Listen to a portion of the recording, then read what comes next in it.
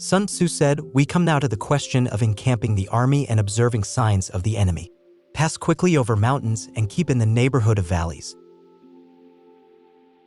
Camp in high places facing the sun. Do not climb heights to fight." So much for mountain warfare. After crossing a river, you should get far away from it. When an invading force crosses a river in its onward march, do not advance to meet it in midstream. It will be best to let half the army get across and then deliver your attack. If you are anxious to fight, you should not go to meet the invader near a river that he has to cross. Moor your craft higher up than the enemy and face the sun. Not move upstream to meet the enemy. Much for river warfare. In crossing salt marshes, your sole concern should be to get over them quickly without any delay.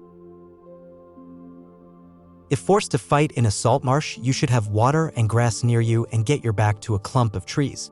Much for operations in salt marshes. In the dry, level country, take up an easily accessible position with rising ground to your right and on your rear so that the danger may be in front and safety lies behind. So much for campaigning in flat country. These are the 4 useful branches of military knowledge that enabled the Yellow Emperor to vanquish 4 several sovereigns. All armies prefer high ground to low and sunny places to dark. If you are careful of your men and camp on hard ground, the army will be free from disease of every kind, and this will spell victory. When you come to a hill or a bank, occupy the sunny side with the slope on your right rear. Thus you will at once act for the benefit of your soldiers and utilize the natural advantages of the ground.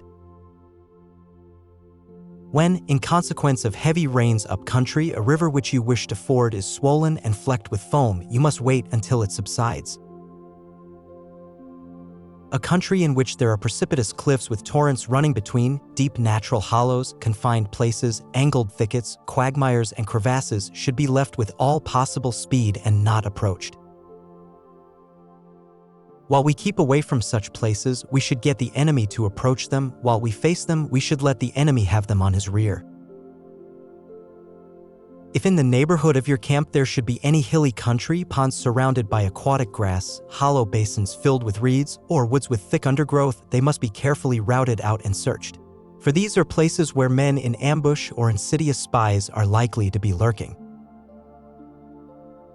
When the enemy is close at hand and remains quiet, he is relying on the natural strength of his position. When he keeps aloof and tries to provoke a battle, he is anxious for the other side to advance. If his place of encampment is easy to access, he is tendering a bait. Movement amongst the trees of a forest shows that the enemy is advancing. The appearance of several screens amid thick grass means that the enemy wants to make us suspicious. The rising of birds in their flight is the sign of an ambuscade. Startled beasts indicate that a sudden attack is coming. When there is dust rising in a high column, it is the sign of chariots advancing. When the dust is low but spread over a wide area, it betokens the approach of infantry. When it branches out in different directions, it shows that parties have been sent to collect firewood. A few clouds of dust moving to and fro signify that the army is encamping. Humble words and increased preparations are signs that the enemy is about to advance. Violent language and driving forward as if to the attack are signs that he will retreat. When the light chariots come out first and take up a position on the wings, it is a sign that the enemy is forming for battle. Peace proposals unaccompanied by a sworn covenant indicate a plot. When there is much running about and the soldiers fall into rank, it means that the critical moment has come. When some are seen advancing and some retreating, it is a lure. When the soldiers stand leaning on their spears, they are faint from want of food. If those who are sent to draw water begin by drinking themselves, the army is suffering from thirst. If the enemy sees an advantage to be gained and makes no effort to secure it, the soldiers are exhausted. If birds gather in any spot, it is unoccupied. L'amour by night betokens nervousness. If there is a disturbance in the camp, the general's authority is weak. If the banners and flags are shifted about, sedition is afoot.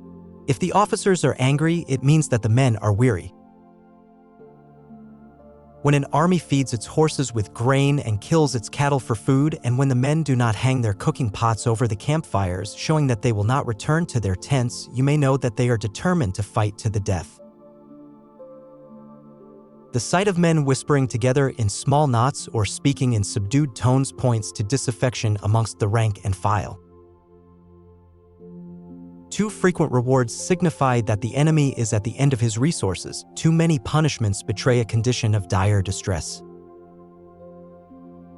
To begin by blustering, but afterward to take fright at the enemy's numbers shows a supreme lack of intelligence. When envoys are sent with compliments in their mouths, it is a sign that the enemy wishes for a truce.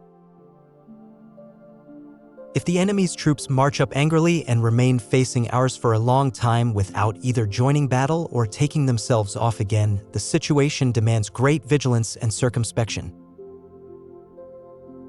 If our troops are no more in number than the enemy, that is amply sufficient. It only means that no direct attack can be made. What we can do is simply to concentrate all our available strength, keep a close watch on the enemy, and obtain reinforcements. He who exercises no forethought but makes light of his opponents is sure to be captured by them. If soldiers are punished before they have grown attached to you, they will not prove submissive, and unless submissive, they will be practically useless. If, when the soldiers have become attached to you, punishments are not enforced, they will still be useless.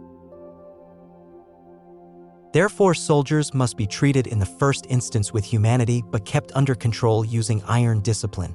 His is a certain road to victory. If in training soldiers' commands are habitually enforced, the army will be well disciplined. If not, its discipline will be bad. If a general shows confidence in his men but always insists on his orders being obeyed, the gain will be mutual.